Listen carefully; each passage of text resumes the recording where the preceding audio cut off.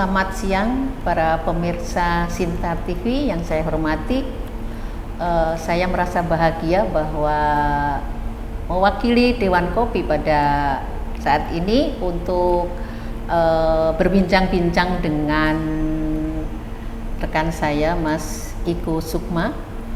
Beliau adalah dari komunitas Alfi, nanti akan beliau sampaikan. Tetapi yang ingin saya sampaikan dari Dewan Kopi atas nama Dewan Kopi Indonesia, bahwa podcast dengan Kementerian Perhubungan yang diwakili oleh Bapak Kapus tadi, saya simpulkan bahwa ada sebuah upaya yang luar biasa di bidang logistik untuk perkopian di Aceh.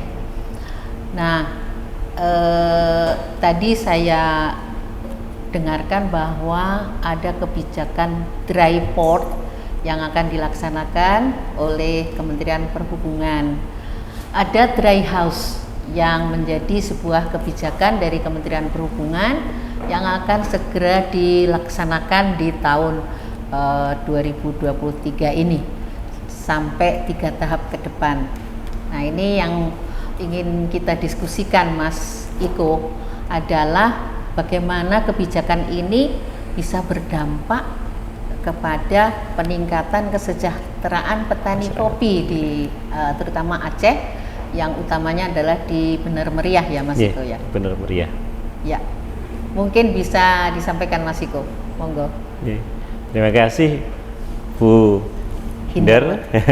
Assalamualaikum warahmatullahi wabarakatuh. Selamat siang teman-teman pemirsa semuanya. Jadi ini kesempatan yang luar biasa buat kami, Ibu. Terima kasih udah acara ini undang kami. Jadi memang ini satu sinergitas bersama-sama dari Kementerian Perhubungan, pelaku kopi, dari Dewan Kopi, kemudian dari teman-teman praktisi logistik seperti kami.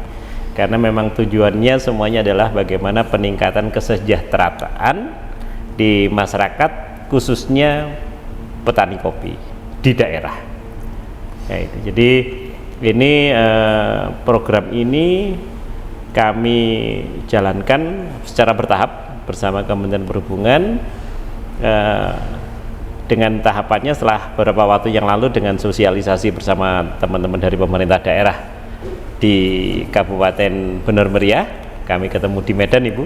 Ya. Kemudian pelaku logistik juga di sana, dan ini adalah tindak lanjutnya. Jadi harus terrealisir bertahap dengan baik sehingga bisa teroptimalkan. Step-stepnya yang kami sama-sama jalankan adalah, pertama, sebelum betul-betul membangun fasilitas infrastrukturnya, adalah membangun mindsetnya terlebih dahulu, Bu, kepada teman-teman di sana. Oke, dari bahwa masyarakat daerah itu ya. Ya. Betul, masyarakat di Aceh tentunya di sana, karena memang potensi kopi sangat luar biasa. Dan kalau tadi udah disampaikan oleh Pak Kapus, mapping kopi market internasional juga udah luar biasa. Ya. Nah, sekarang bagaimana impact ekonomi kesejahteraannya bisa dirasakan oleh masyarakat di hulunya. Oke. Di hulu, di petani kopinya. Ya. Nah. Oke Mas, kalau boleh tahu, ini saat ini ekspor kopi oleh UKM itu bisa sampai sedetil apa? Maksudnya apakah harus besar, lotnya besar, atau bisa kecil-kecil? Mungkin betul. Mas Iko bisa menyampaikan itu. Terima kasih Bu Indar. Jadi selama ini banyak yang salah kaprah, Bu, tentang definisi ekspor dan definisi eksportir. Pemirsa bisa browsing definisi ekspor itu apa dan eksportir itu apa. Jadi mindsetnya selama ini kalau ekspor itu pasti yang besar-besar, kontaineran, duitnya banyak, modalnya besar, yang main itu saja yang besar-besar. Sehingga kopi ini selama ini dikendalikan, dijalankan oleh teman-teman pelaku industri kopi besar. Nah, pemerintah per November, kalau nggak salah tahun 2021 itu sudah melalui Permendak sudah membuka akses market dengan mengizinkan ekspor kopi itu menjadi komoditas bebas ekspor. Menjadi komoditas bebas ekspor. Jadi siapa saja bisa melakukan eksportasi kopi. Tidak lalu tanpa harus ada ETK, batasan itu ya, tidak ada kuota dan lain-lainnya. Kuota dan lain-lain. Betul. Jadi ini sangat luar biasa impactnya, sehingga teman-teman yang pelaku kecil-kecil, pelaku usaha kecil menengah UKM itu bisa memasarkan kopinya Ya. langsung, apapun bentuk kopinya dengan kualitas apapun, nanti market akan terseleksi dengan sendirinya. Terkait dengan itu Mas, kan ada surat keterangan asal. SK. Ya. COO. Selama ini dari Aceh itu yang surat keterangan asalnya adalah dari Belawan. Artinya kopi Aceh menjadi kopi Belawan. Betul, betul. Ini dengan kebijakan ini seperti apa Mas Iko melihatnya?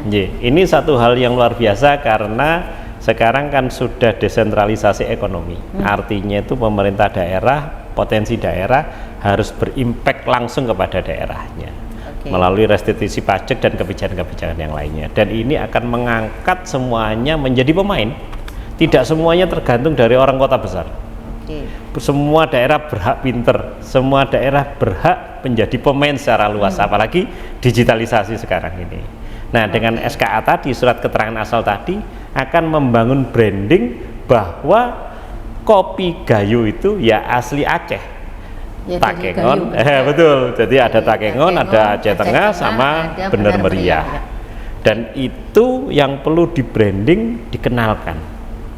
Nah, akan terseleksi dengan sendirinya, mau beli kecil sedikit, beli yang asli, mau yang campuran, pasarnya Eropa, pasarnya kafe, industri, akan terseleksi dengan sendirinya. Ya. SKA itu akan menjadi bukti, karena di dalam sistem laporan kepabeanan seperti namanya PEB, pemerintahan ekspor barang, itu ada kolom 50, situ ada keterangan atau daerah asal.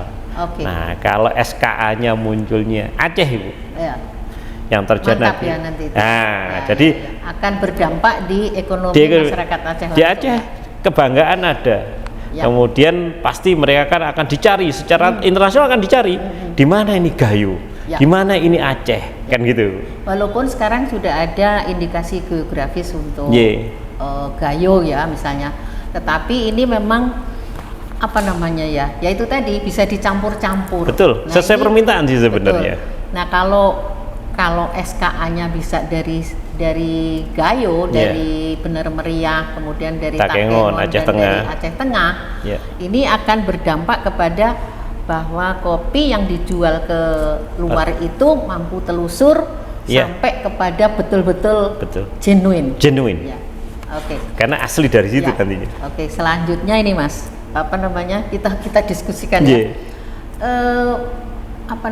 Untuk mewujudkan dry port yang mendukung cita-cita kita untuk mengangkat branding kopi Aceh ini. Mas Iko punya pengalaman seperti apa kira-kira? Terus memang konsep dry port ini masih baru di Indonesia. Dry port itu adalah sebagai first step, Bu. Sebagai tempat konsolidasi pertama kali sebelum betul-betul dirilis ekspor. Dry port itu adalah pelabuhan tetapi di versi darat. Di Indonesia ini ada terkenal namanya Cikarang Dry Port. Cikarang Dry Port. Baru satu-satunya atau memang? Ya, baru satu-satunya. Ada Cikarang Dry Port yang sudah running well, operate, mendukung untuk sektor industri. Kemudian ada sebenarnya yang dulu dikembangkan tapi belum termaksimalkan, namanya Gede Bagi Dry Port. Gede Bagi. Di Bandung. Bandung ya? Itu untuk support industri tekstil. Tapi belum termaksimalkan gitu. Dan kami mencoba mengembangkan lagi dry port yang lain, seperti di Surabaya, di Semarang, dan tinggal nanti feedernya pakai apa. Selama ini masih dominan dengan kereta api. Nah, di Aceh nanti feedernya menggunakan transportasi darat, trailer, kereta api, karena tidak ada kereta api di Aceh Tengah, di Bener Meriah, terus menggunakan truk. Dan itu sebenarnya feeder trucking itu sudah berjalan. Di Surabaya sudah ada pengangkutan udara yang menggunakan route feeder service, Bu. Jadi menggunakan feedernya menggunakan truk dari airport Juanda ke airport Ngurah Rai, dan itu sudah berangkat menggunakan dokumen internasional RWB. Nah, ini nanti di Aceh secara teknisnya mengarahnya ke sana. Terus kami jajaki untuk betul-betul menjadi dry port yang rilis dokumentasi dari dry port tersebut. Cuma memang perlu bertahap. Makanya tadi Pak Kapus menyampaikan sementara mungkin menjadi terminal kargo. Pertama terminal kargo dulu ya. Karena harus membuat culture-nya terlebih dahulu. Yang kita perlu edukasikan adalah masyarakat di Aceh, karena harus menjadi pelaku. Ya. Nah, mekanisme teknik logistiknya kami dari Alfi dengan teman-teman Alfi di Sumatera Utara dan Alfi Aceh akan merapatkan barisan untuk mensupport kegiatan tersebut, sehingga nanti betul-betul tercetak yang namanya ekspor dari benar meriah. Dari benar meriah. Ya. Dan itu nanti Freeport itu kan bukan hanya menjadi satu kegiatan terminal, tapi akan menjadi satu sentra bisnis. Awalnya kopi. Dan kopi memang menarik ya Mas. Menarik. Ya. Dan nanti berkembang ke komoditi-komoditi yang lain. Tergantung dari teman-teman daerah bagaimana kekuatan branding up. Betul. Branding up all of commodities yang ada di sana. Semua ya. potensi. Nanti ya. potensi wisata muncul. Wisata potensi kuliner. Alam, kuliner, budaya, fashion muncul semuanya. Karena sekarang batiknya Indonesia udah kemana-mana, tenunnya Indonesia udah bagian dari Paris International Fashion Week, dan itu berkemungkinan. Makanya saya pakai batik, saya pakai ikat kepala batik sebagai ikon kami untuk mewujudkan, istilahnya mendorong bahwa ini satu kebanggaan. Betul. Satu kebanggaan. Ya ini kalau kopi itu memang apa namanya, story behind adalah the most important thing. Nah, ini bagaimana pendapat Mas? Ya, betul. Ini menarik karena yang penghasil kopi bagus tidak semua negara punya. Exactly. Ya, dan punya sejarah panjang. Kalau pemirsa bisa kapan-kapan ke Jember, di situ ada pusat kopi dan kakao. Pusat penelitian kopi dan kakao Indonesia. Lengkap dengan sejarahnya. Betul. Masuknya kapan, siapa yang membawa, ada semuanya di sana. Jadi karena ini adalah sesuatu catatan sejarah yang secara langsung berimpact kepada masyarakat Indonesia, termasuk culture-nya, kemudian ekonominya, karena sudah banyak yang terbentuk dari itu. Nah, dan menjadi pengembangan titik-titik sentra ekonomi yang lain, dan sampai sekarang masih menjadi potensial ekonomi saat ini dan kedepannya. Dan di Indonesia pasar kopi juga cukup bagus terakhir-terakhir ini. Kemudian sekarang pasar internasional juga mulai melirik. Sekarang berpeluang lah. Yang penting komitmen kualitas dan sertifikasi kopi tersebut. Jadi tadi pertanyaan terkait sama di Bali itu apa, terkait sama sejarah, story behind di Bali sejarahnya itu, ya ini Bu, sangat penting ya. Sangat penting untuk di apa namanya, bukan dieksplor, di blow up, dieksplor. Dan ini bukan hanya pihak dari Indonesia saja, ini yang membawakan dari kolonial dulu. Di bawahnya mekanisme ya macam-macam lah sejarahnya. Nah itu rantai yang terkait luas sekali, dan ini sangat-sangat menjual, bukan hanya sekedar physically rasa kopi dan bentuk kopinya. Itu, tapi mampu telusurnya juga harus ada ya. Dan memang rasa kopinya Indonesia beda memang Bu. Sama-sama robusta beda, sama-sama arabica berbeda. Ini yang membedakan dengan kopi di Brasil atau kopi yang lainnya. Ya, ini istilahnya Pak Mas, Indonesia is a paradise of coffee lovers dunia. Coffee lovers. betul. Jadi memang pusat kopi terenak itu ada di Indonesia. Dan semua kopi Indonesia laku. Nah ini yang kita bahas kan, bagaimana ketenaran Indonesia itu bisa berdampak kepada kesejahteraan kopi, petani kopi. Ya kan gitu ya Mas. Nah ini untuk pengalaman Mas Iko di Jawa Timur yang dari Alfi ya, bagaimana sudah menjalankan dry port melalui kereta api Mas, coba Mas. Dry port ini memang satu proyek untuk kemudahan efisiensi. Tujuannya adalah efisiensi. Kami di Alfi Jawa Timur, kebetulan saya Wakil Ketua Umum Bidang Pengembangan Logistik Internasional di Alfi Jawa Timur, yang selalu menginovasi, mendevelopment tentang logistik sistem, teknik logistik dan logistik sistem. Tujuannya adalah efisiensi. Salah satunya memang multimoda. Multimoda itu yang hanya terkaitnya yang namanya pelabuhannya namanya dry port tadi itu. Nah, dry port tadi itu, karena memang pelabuhannya tidak di laut, tidak tapi di darat, dan dokumentasinya menggunakan dokumen laut. Nah ini yang menarik, dan terus kami kembangkan Bukan hanya di tripod multimoda, transshipment pun juga kami kembangkan saat ini, Bu.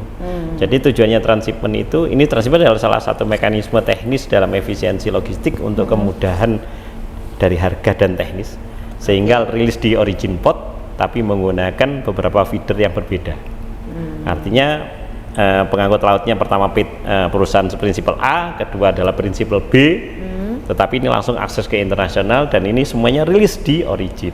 Di Makassar direct release, nanti di Balikpapan direct release, dan itu tujuannya itu tadi mencetak angka ekspor dari potensi-potensi yang dimiliki.